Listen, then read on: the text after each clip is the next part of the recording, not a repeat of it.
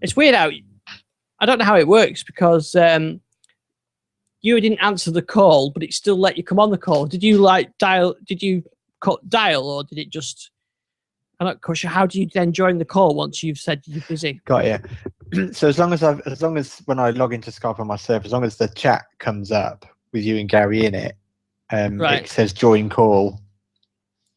So presumably because you've already invited me to the call, it allows me to join it. Yeah, that's quite good.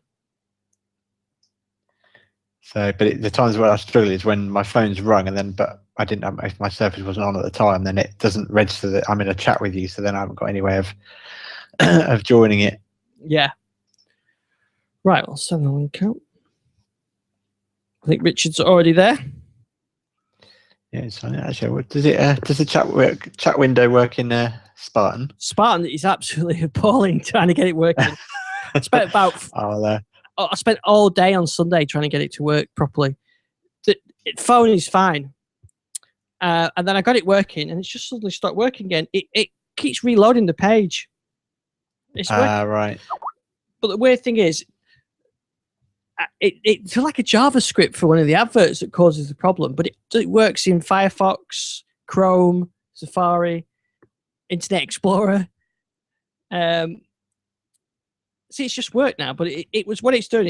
It would draw the page. I think it's going to do it again now. It draws the page and then sits there for 10 seconds and reloads the whole page again, and repeats that. Got it. Yeah. But it's actually working now. But I thought it wasn't, but now it is. So it's really weird. I thought it was a problem with the site, and I thought, well, I can't have it, so it won't work. But anyway, we'll save that for the call. So, Gary's just getting set up. That's good. Yes, yeah, it's a little speech bubble pop up. So I think if I invite him, I've already done that, haven't I? Let me send this link out, and then we're all right.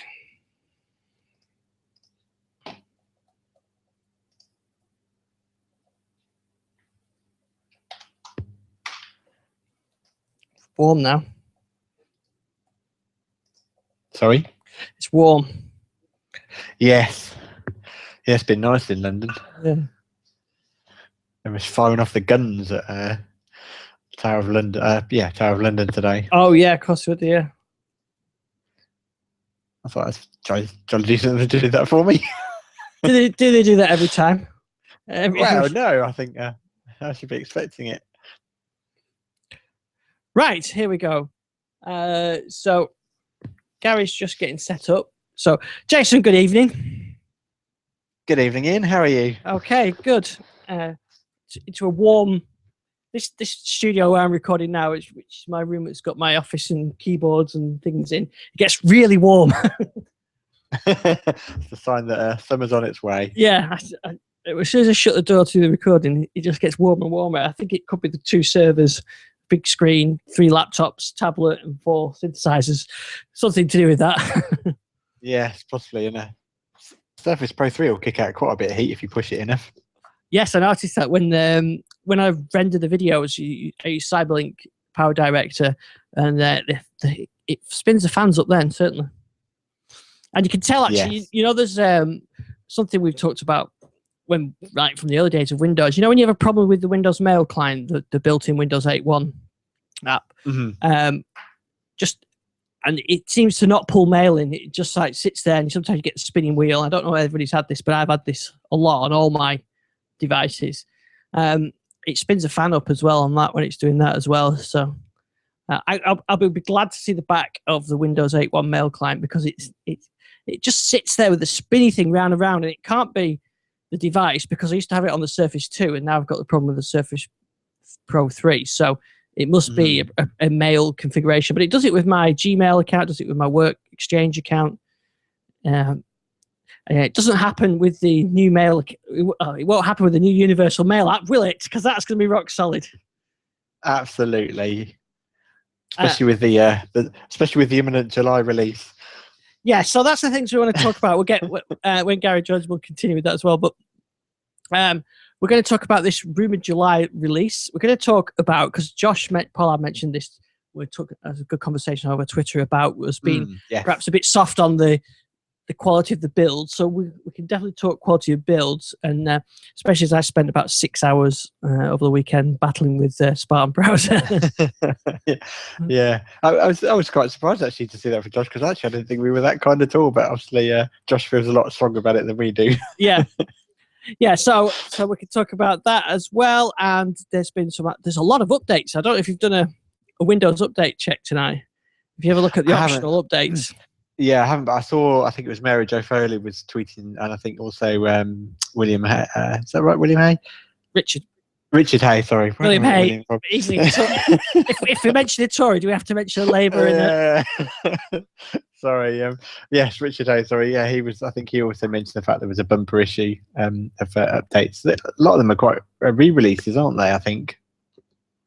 They could be. I had a look at the release notes, and they were all things like update for MKV copying files and things. I've not been through them all yet. There's quite a lot.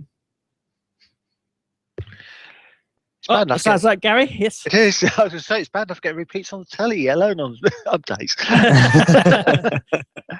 Maybe there's like a +1 channel.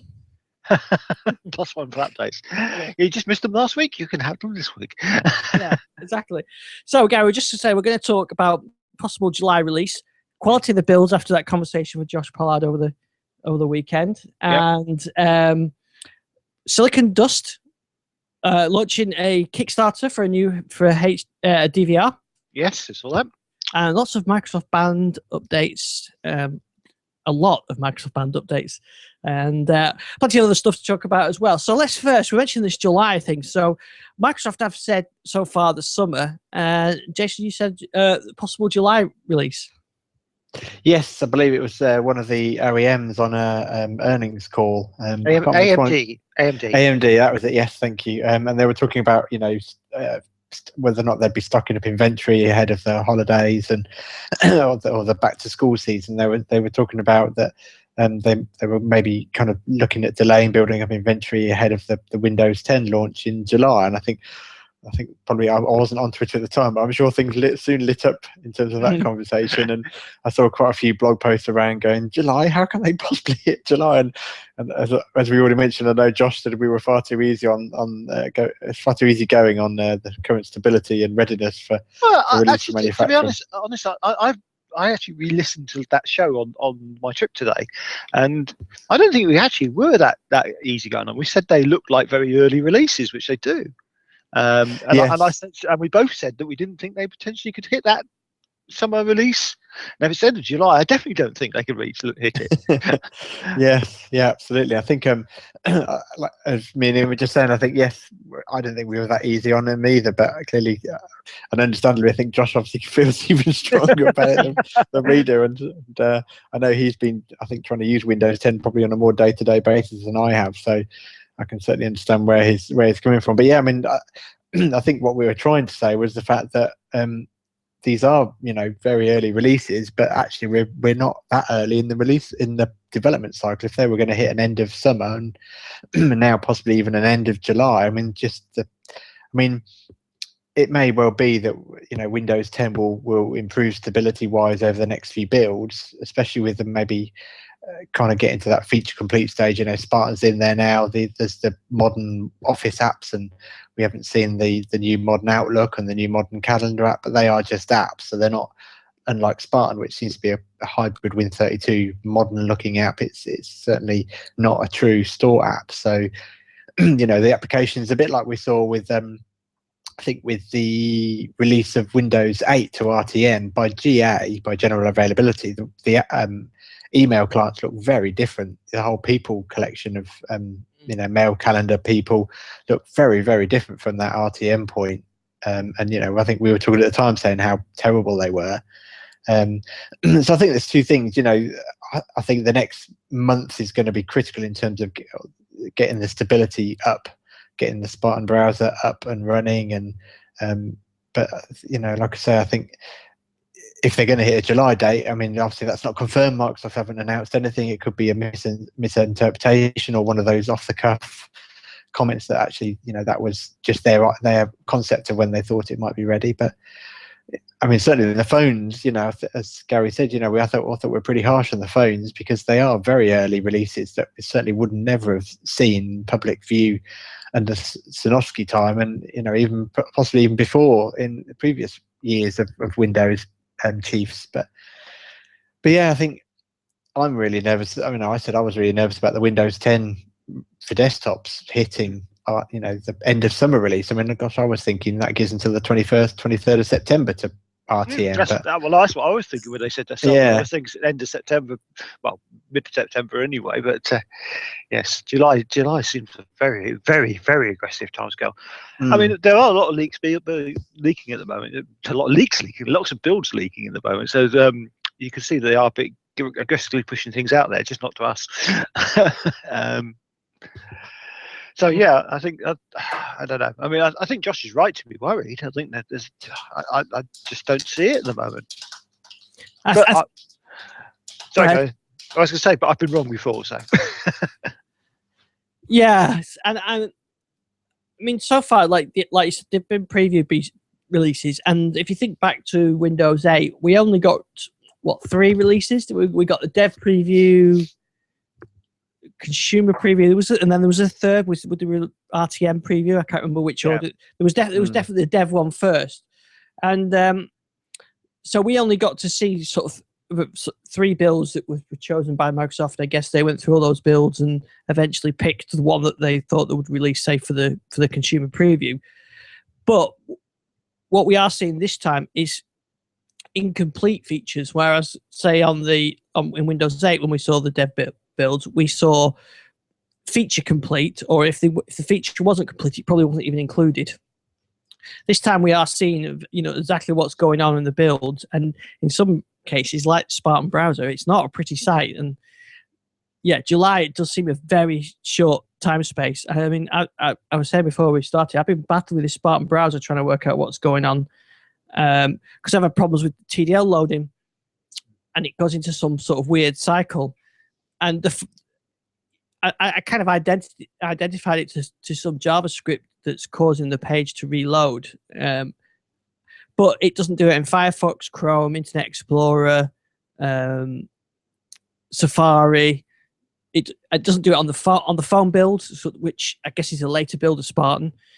But it kind of worried me now that I need to get the site ready. And I spent ages on Sunday trying to fix it, and it was fine. And I've changed nothing, and it seems to be doing the refresh again just this afternoon. So obviously there's something going on with the Spartan Browser. But that's something that's got to be 100%, because that is probably the biggest thing that people use, isn't it? That's the first thing you do when you get a new PC. You fire up the browser and go off and get the things that you need. So they really do need to make sure that is a great experience, or that is a huge showstopper if these things are causing problems. But Spartan, I mean, the email app you can live without, but the browser you can't. Yeah, definitely. I mean, as I've said in previous shows, it's difficult for me to judge. I'm not in a position to use Windows 10 on a daily basis, which I would have liked to have been at this point. I think I'm kind of hoping the next build will be the one. But I mean, I tweeted today that it's now 22 days since we last had a build, and is that a case that they've overpromised in terms of that? Because apparently they were going to speed up the release cycle. So my nervousness actually comes not from the necessarily hands-on, which is probably not necessarily the best angle to come from, but just perception in terms of, is it really taking them over 3 to 4 weeks to get a build that they believe is stable enough to go out? I mean, they talked about they were having to lower their quality standards before shipping them out to the fast ring. I mean, surely with a July release, they shouldn't have to be worrying about quality bars. Is this good enough to get out there? I mean, I do understand their desire to push things out faster, and they had to start reacting the same way as other companies are pushing. It's this, what do they call it, sort of garage mentality, turning things around quickly, and they have changed their testing methodology and integrated testing, but it doesn't from the outside, and we are only just looking in, and we're not seeing the full story, so maybe we're not seeing everything, but it doesn't seem to be working at the moment. I mean, if you're lowering quality threshold, you're putting out incomplete features, you're releasing phone releases which need to be wound back before they can actually go forward. I mean, all these things, yeah, fine. We were we were told that this was going to be the case, that there's going to be stuff we're going to need to test, and it's going to be on the cutting edge if you're on the fast track. And that's fine. There's always going to be stuff there, but that doesn't jar with a July release. If it's a July release, we should be feature complete now. We should be just in the tidy up stuff. It's a very, I mean, okay, you could say you've got 3 months, and the way they're turning things around with their new speed, you can get a lot done in 3 months, but it's worrying. It's worrying, and I'm not usually this worried about Microsoft. I think, and I've been proved wrong before, so it's always possible that they suddenly can pull the cat out of the bag, and it's all going to be wonderful at the end. And maybe I'm just over pessimistic. I mean, usually I'm pretty optimistic about Microsoft stuff, but this is worrying me. Yeah, and also as we're chatting in the chat room, and also Ian, as you mentioned at the start of the show, there's another 31 releases released outside of the patch Tuesday, and I haven't had a chance to catch up, but I believe from what I've read that these quite a lot of these are re-releases. And chatting in the chat room, SQL Server 2014 Service Pack 1 was released this week, and it was pulled last week was pulled within 24 hours due to a corruption bug, in a service pack. And my world is SQL Server, and it's always been such a reliable product, but 2012 and 2014 have had some serious defects in them that have had to be fixed, and that was just unheard of. And it does seem that their quality bars, I know, as Gary mentioned, they're switching around they're getting rid of pure testers and almost incorporating it into the development teams. But it does feel like even their production releases, not their preview releases, but what should be proper release production code is slipping as well. Yeah, and you wonder about the regression testing side of things. I mean, this stuff should be automated. The testing, there should be test. I mean, the whole point was they go into a more test-driven development types approach. So things shouldn't be getting out the door untested, basically, and certainly things shouldn't go backwards. Yeah. I mean, I'm a developer. I know things do happen. I know sometimes it's difficult to actually predict what you're going to do. You change a bit of code, and sometimes other things go wrong, and sometimes you haven't got the test coverage you really want to make sure you actually do pick up on some of this stuff. And with something like Windows, there's so many outlier cases, and so many things people do some really strange things with it. So yeah, you get that point, but there do seem to be some fundamental stuff getting through, and some fundamental stuff getting broken, and it makes me wonder if they've just bitten off too much with this build. If they should have just said, "Whoa, back, we won't make some of these changes this now. We can wait. We can put Windows 10 out there. What people want is this new desktop experience. We've given them that. Let's stick with, say, the Windows 8 experience with tablet. Let's stick with a few other things. Don't change OneDrive at the moment. And we'll do that in the next build, the next release." And I don't think anybody would have been thought less of them for that. Yeah, and I wonder if that's what this Redstone build is, or subsequent releases is about. That actually they are starting to have discussions about, right, in order to get this out the door, what can we start to cut. And yeah, and we have seen that before. We saw it in Windows 7, saw it in Windows 8. We've seen features cut fairly last minute, which weren't meeting the quality bar, and then just pulled out of that release. And you wonder if they can do that. You don't know how segmented the build is of this, how the source control is working, but they can pull certain function features out of it. Could they say, "Oh, OneDrive's not working 100% properly"? It does seem to be working reasonably well, but say it wasn't. Could we pull that out and go back to the Windows 8 version? I mean, it just make you wonder sometimes what they can and can't pull out of this version. I mean, they could always go. I mean, some of the new modern apps, if they decided the mail client wasn't working well, we know the current mail client works as well as it does in Windows 8.1 and Windows 10, so they could stick with that potentially and things like that. So, but it does seem a big bar to climb. On the other hand, I'm delighted with some of the features of Windows 10. I mean, I am using Windows 10 as my daily machine at home, and it's working well for me now. Since I sorted out my bug in the fan issue. So yeah, I mean, I certainly can see that, and I do like some of the things which are going in, and some of the media support and stuff like that. Yeah, it's really good stuff, but it is concerning. Do you think Justin thinks we've been hard enough now? And the other thing I was going to say about the, because we were specifically talking about phones last week. Yeah, is that I suspect the phone release will be much later than the desktop release, even though they might technically RTM at the same time. it'll be a while before we get the phone release, especially through the standard. You may be able to get it, a bit earlier through the dev preview or whatever, but the standard release cycle will be ages, won't it? I mean, you're probably talking Christmas, after Christmas, before checking those release pages. That the Microsoft now have the release pages to see, which is where's my phone update.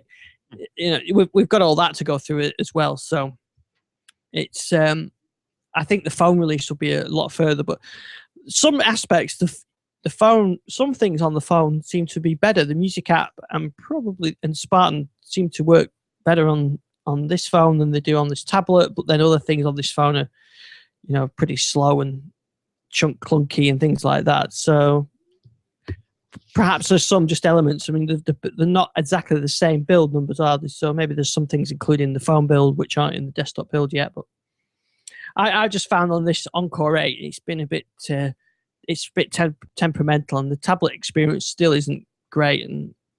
But the thing I tend to use it most for is browsing, and the Spartan browser is pretty poor at web pages, which is kind of its job. Yeah, but I mean, there's always going to be a risk with the Spartan browser. Yeah. But I mean, I don't know. Having said that, my Mac's just crashed, so it's not just Windows. Yeah, I think it's going to be a case. I think things have got to improve in the next month or so. But I know this particular build that we've got on the fast ring, they've decided pretty much, at least I gauge from Gabe's tweets, that it's not going to be good enough for the slow ring due to this long install bug where it tries to install all the language packs. Is that why mine took that long to do then? Apparently so. Yeah, apparently it's a problem with if you've got even one language pack installed, I think it tries to install, and obviously I think English is classed as a language pack. Yeah. It then tries to install all language packs, and that's why it takes so long. I think the workaround is to uninstall any language packs and then do the upgrade. But I can't see that hitting the slow ring. And so, really we need a build out there that's good enough to hit the slow ring, because I think, was it 90-10%? I think was it they talked about in terms of the slow fast rings. So that's 90% of the 1.5 million testers. But the thing is, what I'm not quite sure about is why they don't use the fast ring better. That's my point. I mean, it's 22 days. Why? There are these build issues. People know the risks. That they did a blog post specifically calling this out, that if you don't want risks, then go on the slow ring. But then they've only put one build out since then, and then two builds, haven't they, since then anyway? So why not just put I don't know, like you can with some open source projects, you can get the nightlies, a nightly build. Why not every Friday release just what it is now, and then we'd perhaps be able to see some progress, and some Fridays it would be a disaster and some Friday builds would be fine. Yeah, I mean, we've had 2 leaked builds, haven't we? I mean, I haven't downloaded them and tried them, but so things are clearly moving on. And I know there's been quite a bit of talk on Twitter about, well, there's build next week, so they're probably waiting to do the whole big celebration about, yes, and today we're releasing a new build for everyone. But when that goes in, you need to communicate it, because as far as we're concerned, you promised a faster release rate, and actually so far, I mean, I know it's only 22 days, it's not a long time, but we got 2 builds within a week or 15 days. Yeah, it's just I know there's certain things that like the tablet experience can be improved as long as it works when it arrives, and it can be improved over time. The desktop needs to be pretty much right, but some things like the fundamentals of it, they need to be right sort of now, don't they, so that they can get that all locked down. Yeah, I do. Sorry, I was just taking a drink of beer. Need it with this discussion. I've got to catch up on all my Spartans. Maybe the new drinking game is to take a drink every time we complain about Spartan. I've been quite negative on the Spartan browser because I've just noticed how bad it is. I've tried to use it more, but I have to say the version on the phone seems way better.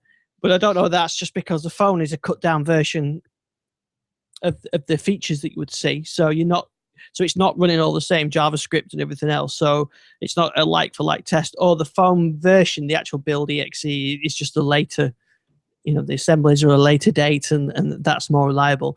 And the only way to confirm that would be to see a new build for the desktop.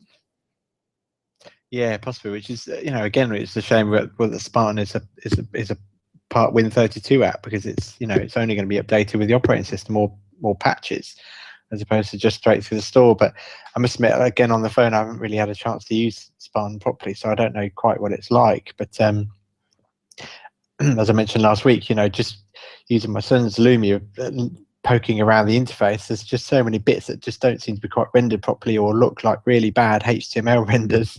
And so, considering the build numbers are pretty close, the phone does seem to be an awful way back. I mean, you can kind of forgive the speed because that's going to be late optimization, but it just feels like the fit and finish on the phones is so much further back, considering supposedly Windows Phone 8 was built on top of Windows 8.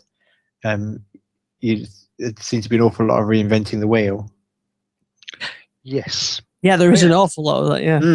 Which kind of, let's say, surprised me really, because we've always held Windows Phone as what we wish Windows 8 for tablets had been, or at least I do. And so I consider it quite strongly finished. But it's almost like I get that they're rewriting all the control panels for the desktop into a modern application or a touch-friendly application, and I guess they're trying to transition Windows Phone into that same process. But it just seems that, I guess for me, Windows Phone UI, regardless of conversation around hamburger menus, but just all the settings and control panels seem to just be a really big step back.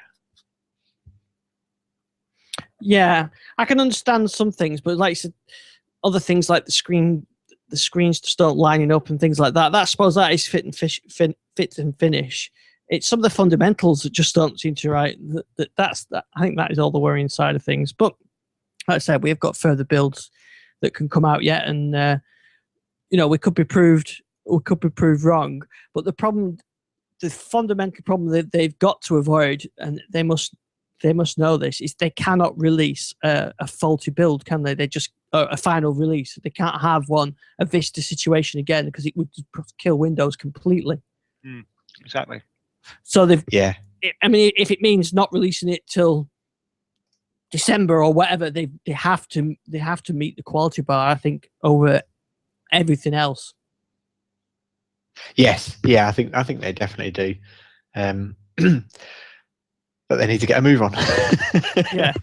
Yeah, they do. Yeah, and I just don't wonder why they don't use the testers and just stick out more builds. But I have seen various people on Twitter saying they tested early Vista builds and they were still more reliable than these builds. But in some respects, though, some bits of it worked really well. I was using the Maps app, and I was listening to some music using the new music app, and on Core 8, and that was absolutely fine. There was no problem with it. But we haven't got the new Mail app, so I don't really know what that's going to be like yet. But the new Mail app on this 630 works okay. I mean, I've seen quite a few people say it really goes against the design ethos of Windows Phone, and effectively it looks like an Android app. But it works. It gets the mail, and it looks okay, really. So I don't know. That's a more just a design aesthetics thing, as opposed to being a bugs or whatever. So the bits of it that do work quite well. And like I said, I've used the Office preview apps as well, and they've been working fine as well from when I was just playing. Although I must admit I haven't done a lot with those. So some things work fine. The Tweetium works okay. Some things like that work well, but you do see a lot of. It's interesting when you start doing the app updates on Windows Phone or on just the Windows Store. You see in the release notes a lot of things about Windows 10, don't you? Developers putting caveats in their release notes saying, warning, this might not work correctly on Windows 10. So obviously developers are starting to see some issues as well. Yes. Yeah, no, definitely. And yeah, like you say, it's, I'm sure they'll have something to announce at Build next week with possibly, a new build. But yeah, essentially, Josh, we're giving them a D-, must do better, see the teacher after class. Yeah, and like I said, I can live with the faulty builds if they had a bit more transparency on the build releases. or at least just stick out more of them. Just say if you install this at your own risk, it could wipe your machine. But if you want to if you want the Friday weekly builds, test it. Fine, go ahead and do it. I think they've got to look at something like that. Yes, yeah, I think so. Yeah, it's still better than what we had on Windows 8. So. Yeah, Windows 8 was the opposite. No, I think it was right. So I think the best balance was Windows 7. I think that was pretty stable from day one, and then just added features to it. I mean, there was. I mean, what I do recall is the Vista. Was it the Vista release candidate? Was the one that had the bugs in it? Yeah. And the build, the beta was. Well, after the reset, the beta wasn't too bad, I seem to remember. And then in the back of my mind, I've got the fact that the release candidate introduced a few more bugs. And I remember thinking, I'm sure we discussed this on the show at the time, is these bugs will be out and this won't be a problem, right? Yeah, they won't release it like this, will they? It's a release candidate. No, they won't release it like that. I do vaguely remember that discussion.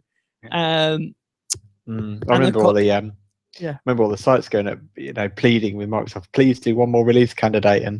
But I mean, overall, I must admit, my biggest issue with Vista at the time was just the fact that the graphics drivers just weren't ready, and a lot of the print drivers weren't ready, and I think a lot of the OEMs had just kind of given up. So you know what, we'll do drivers when it gets released, if it ever gets released. But yeah, I do remember the patches for USB sleep devices, particularly affecting media center tuners, which a lot of the Hall pitch ones were USB based, even though they were PCI tuners. But yeah, so I don't know. I kind of want them to get this right, and at the moment it doesn't feel like they are. But at the same time, I still do feel that they could, with this new release cadence and with this new development cycle, and the fact that Windows 10 could be the last kind of version of Windows, essentially, that we see in terms of a version number. They could quite easily release it, the most stable build they've got, in July, and then just keep updating it. I'm sure the Insiders program will continue, so we'll continue to get new builds. And yeah, I think it was. They did it with Xbox One, didn't they? Yes. Yeah, I mean, that wasn't actually usable on day one release, so no. I've got a feeling that they'll get there. It's just I'd like to see more builds. So, like to Josh's point, these builds aren't brilliant, and they do have the major issues. I just clicked on a tab in the Spartan browser, and it's just gone crazy. This machine, it started loading random pages in MSN and all sorts. So. It has its issues, but I want to see more frequent builds so we can really get. I don't care how unreliable they are; just get us more frequent ones so that we can try it on our machines, and we'll stick to the slow ring if we care about the reliability. Yeah. I think that's the thing. You take the risk with the fast ring because you think it's going to fix it quick. So there's problems. You're getting reported. They'll be quick, reasonably quick turnarounds. Back on again, and that doesn't seem to be the case. Yeah, I think we just need to get more builds. I noticed I got an email today through the Insider program from Microsoft talking about the slow and the fast ring. I don't know whether you got that. Yeah, I did. Yeah. No, there was nothing new in it, was there? But it was relating back to the post from March. But I wonder whether that email is a precursor to a release, which, like Jay said, probably next week now. I don't think we'll get one. Famous last words. But if you say we're not going to have one, then we will get one. Yes, yeah. I categorically say we won't get one this week. So, and you're going to categorically say it's going to be, if we do get one, it's not going to work and it's going to be buggy. And so it won't be released on a Friday. Yeah, so that's about right. So probably this Friday, But no, I suspect it, like Jason said, it does say, and we're releasing that build to you today, and then they'll be all scrambling to try and work out why the download doesn't work. Yeah, absolutely. Because it broke. I think I read Paul Thurrott's article today, and he was saying about that he thinks after release, whenever that might be, that there'll essentially be kind of 4 rings. There'll still be the fast, slow, then there'll be the consumer ring, and then obviously the business enterprise. Ring, and I think that kind of makes sense. I can certainly see that happening. That I'll quite happily stick on one of the fast or slow rings and guinea pig the releases.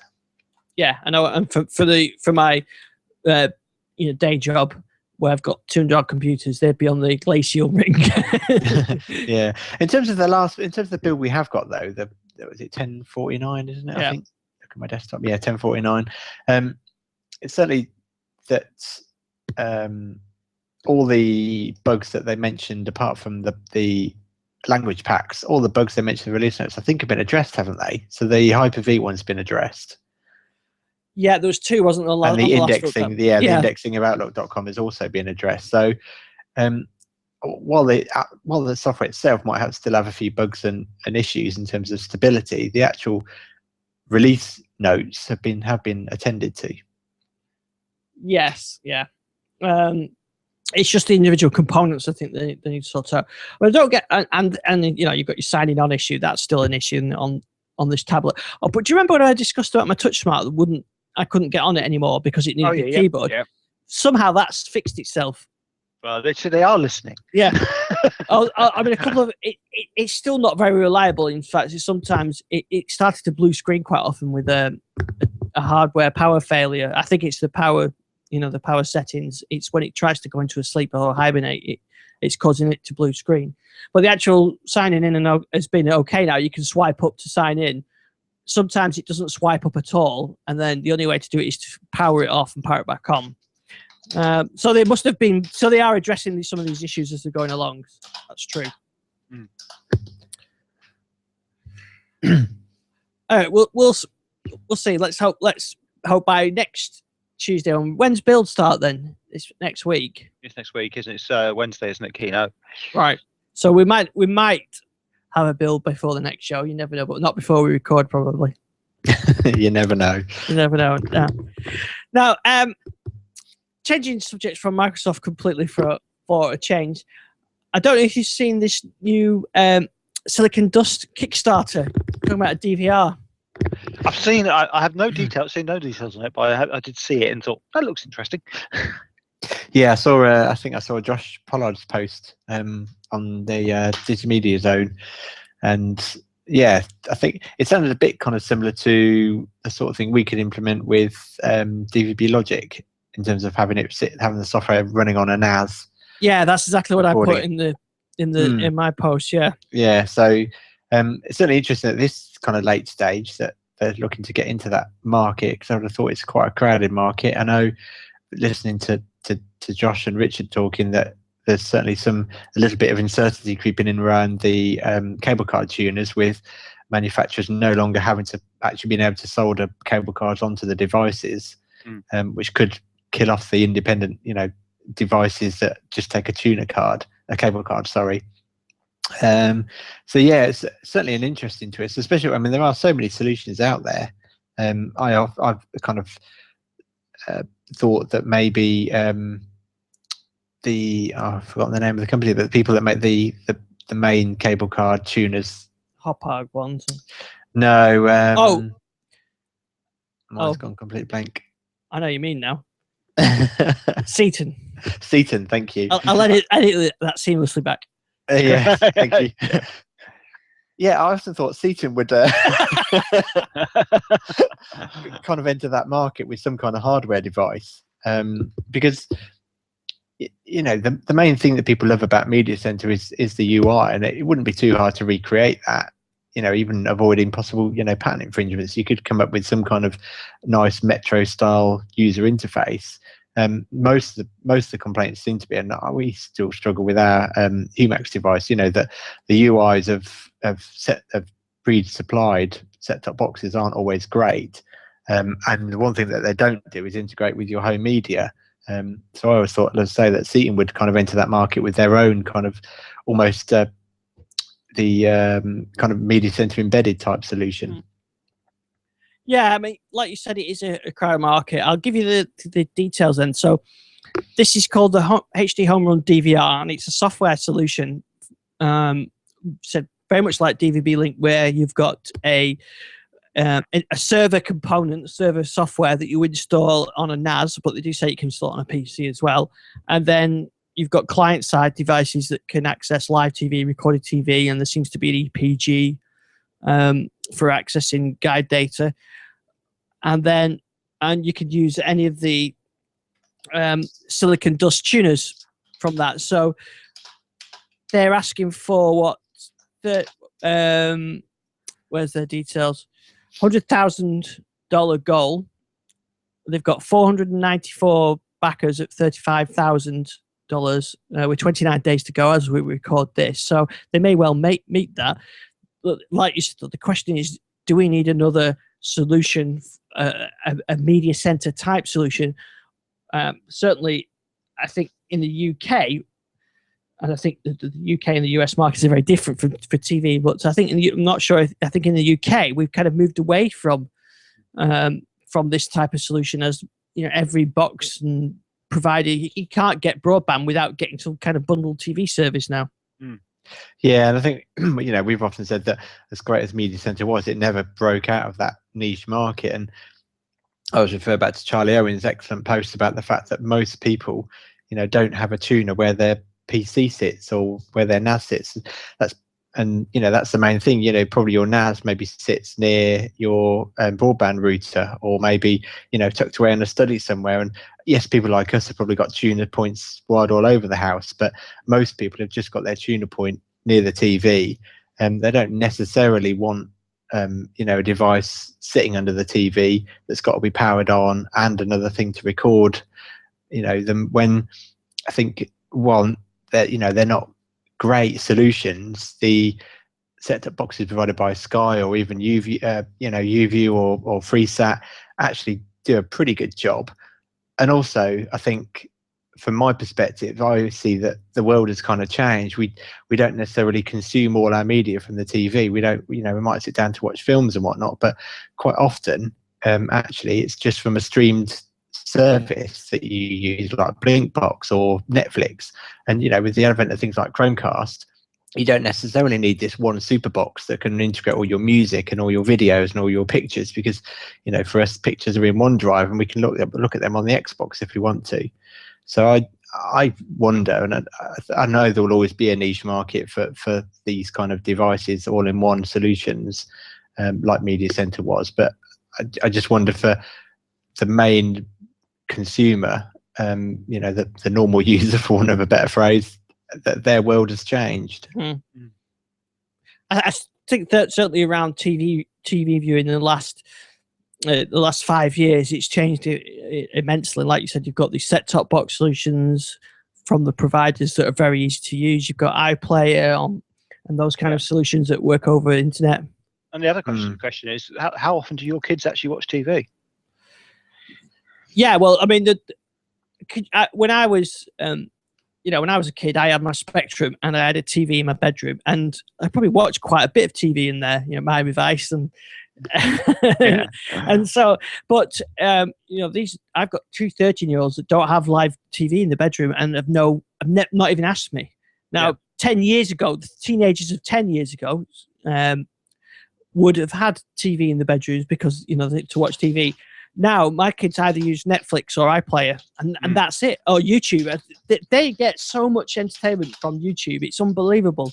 The only time they watch TV is they'll come down and watch something occasionally that they've recorded, and then they'll disappear off again. Yeah, I mean, I don't think live TV is going away, especially not for sporting events, but live streaming of some sort. But I think it will gradually be more and more for just live stuff.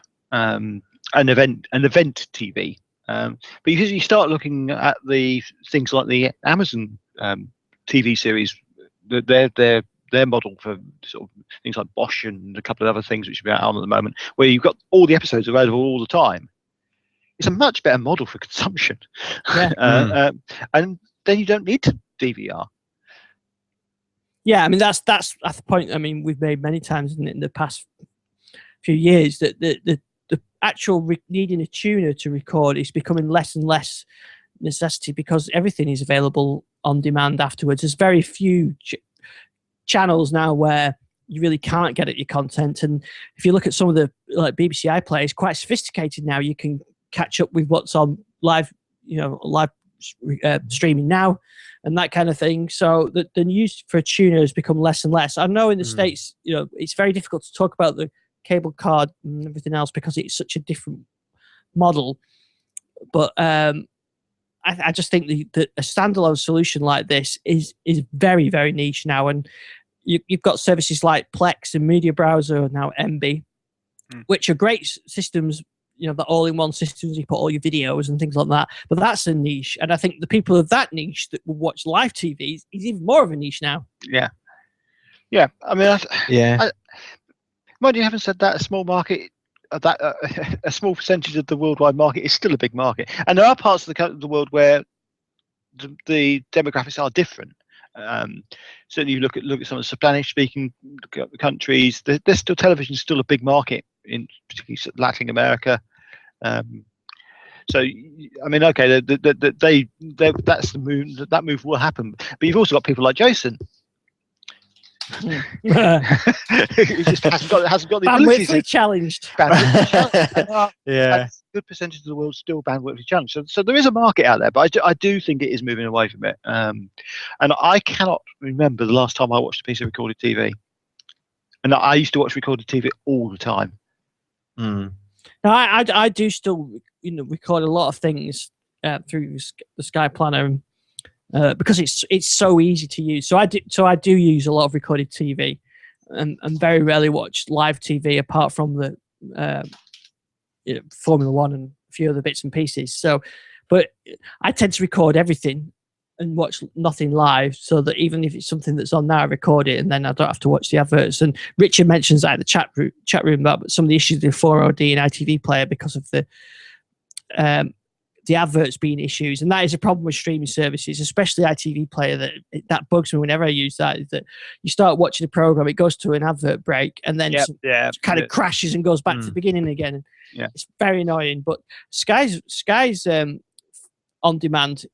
They seem to edit out the adverts, so there's no adverts in. I mean, there's obviously Game of Thrones is to be started over here, and I saw a couple of interesting posts of people who started watching it on live, and because they actually put the stream up about 10 minutes into the live program, they stopped watching live at the advert break and switched over to the stream and cut out the adverts, and they finished watching it before the live stream had finished. The live program had actually finished playing.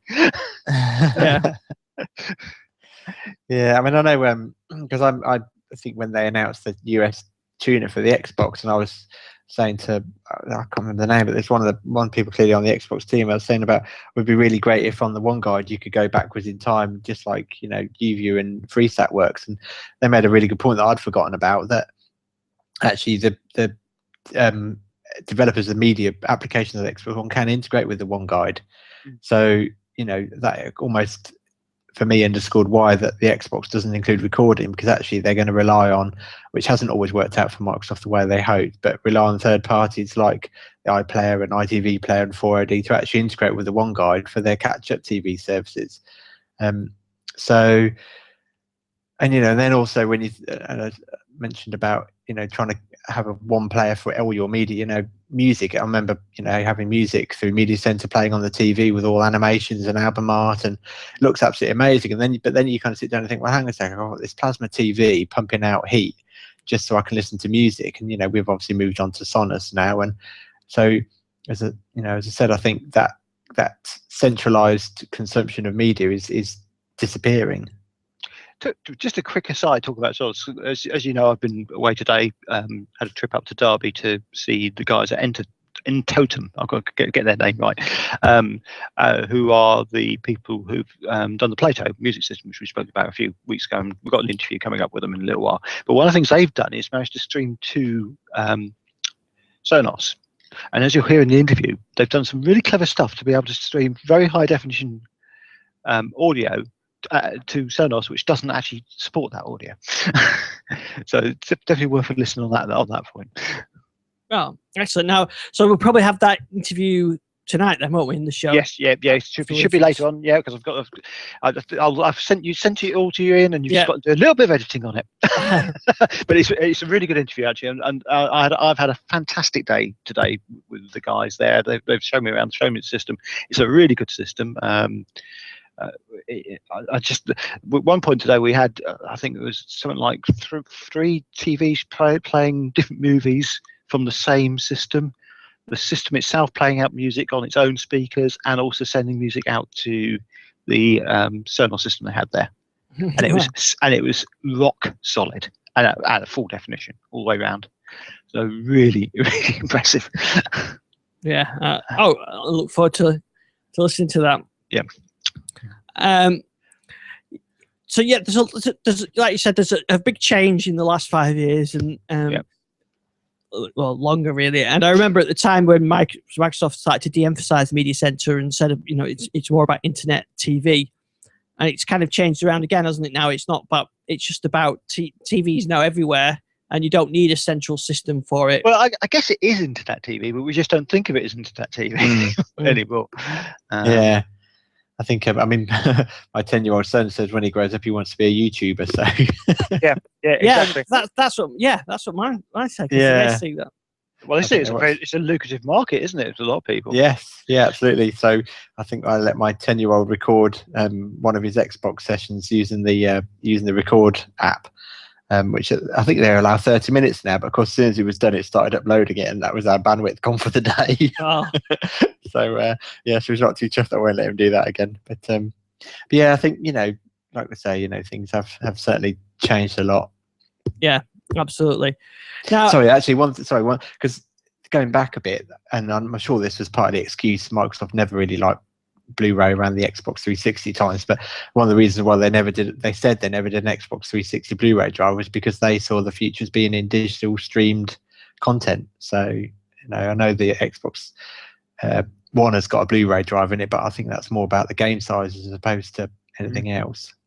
Yeah, I think it is, and they're right, really, aren't they? I mean, if you look at, I think there's still a place for physical music media, particularly around audio at the moment, with the high definition stuff. But that's going to change over time. And I think as bandwidth does get faster, and as people come out of the dark ages of broadband restrictions, we will see that.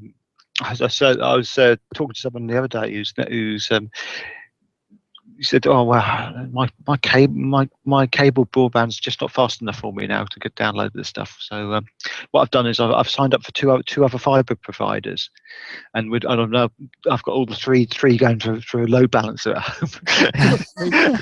You think? I thought I was obsessed with my broadband speed, but he was saying I'm getting about 400 download now. It's like, okay, that's fast enough. Yeah. But you start to see that, and also you see some of the Scandinavian countries where they've got gigabit broadband in the home. Instant download of movies and that sort of stuff. It does become a different world. But then, of course, we introduce higher definition bandwidths, definition content to offset that bandwidth. It's sort of 4K, 8K, whatever we're going to be doing next week. Yeah, I'm sure it's lovely. But yeah, and then obviously, as we talked about last week, Star Wars set a new low bar in terms of ease of digital distribution. So hopefully things can only get better from there. Yeah, well, the video's got to come into the music, 21st century with music. Once again, please to Microsoft, please sign up to Ultraviolet. Yes, I want to see Ultraviolet in Microsoft's systems. I think they'd be foolish not to, but you never know.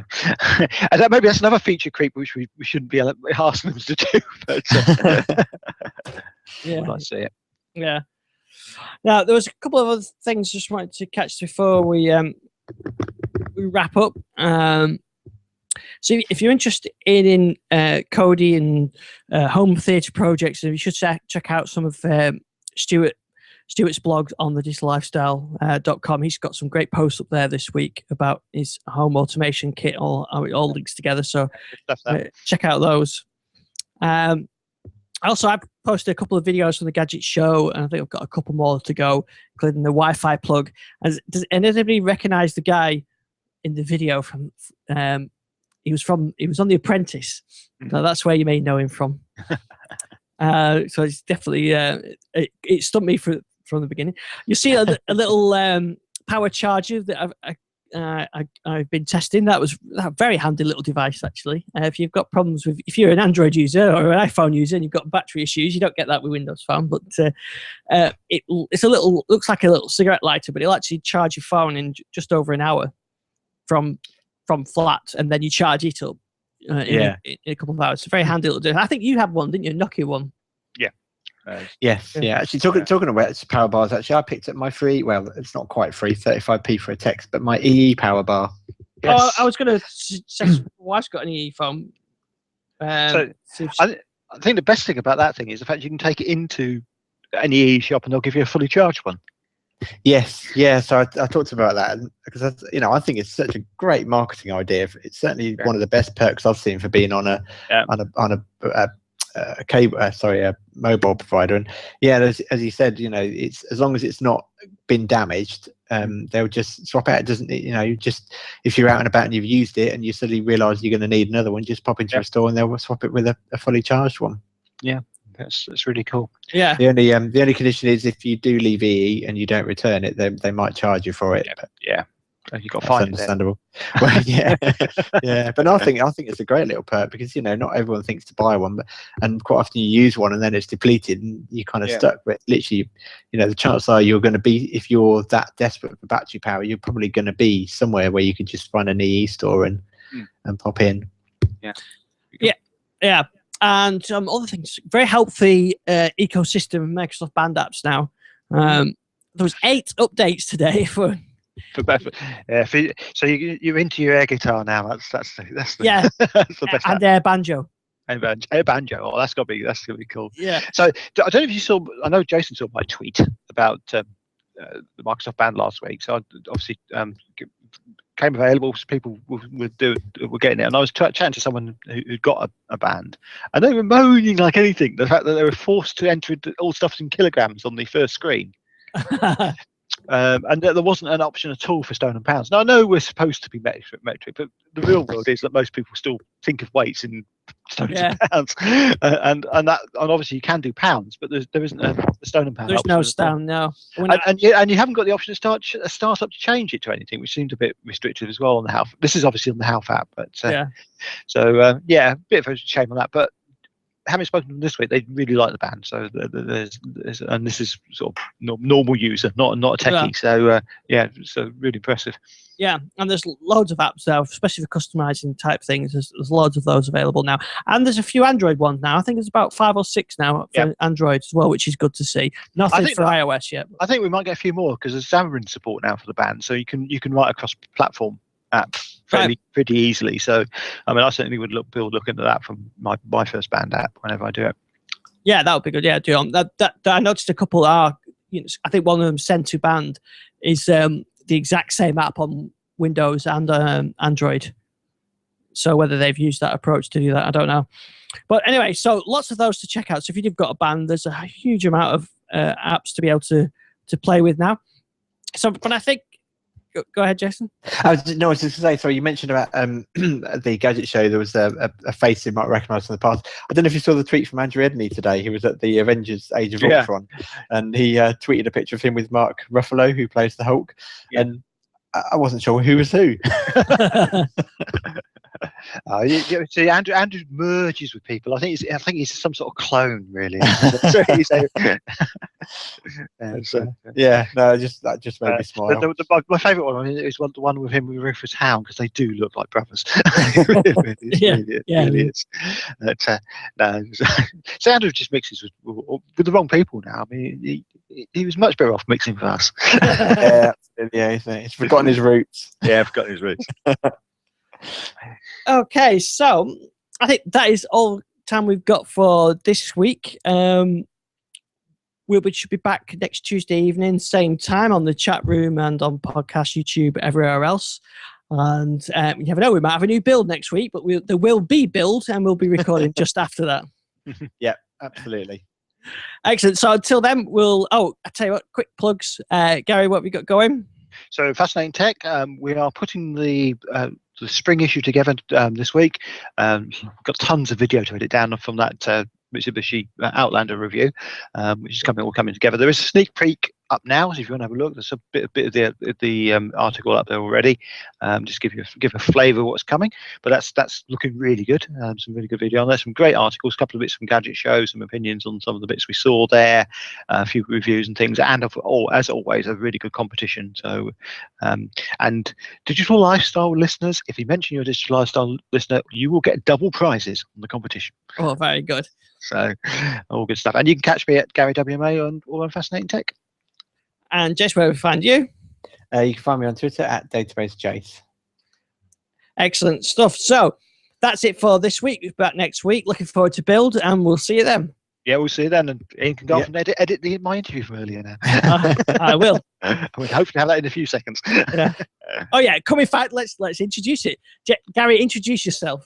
So this morning, well, so this afternoon, I went off to Derby to visit the guys at Entotem, and we talked about the Plato device. And here that is. Excellent. Very good. Right. Well, I'll go and do the intro and then get editing. It is really good.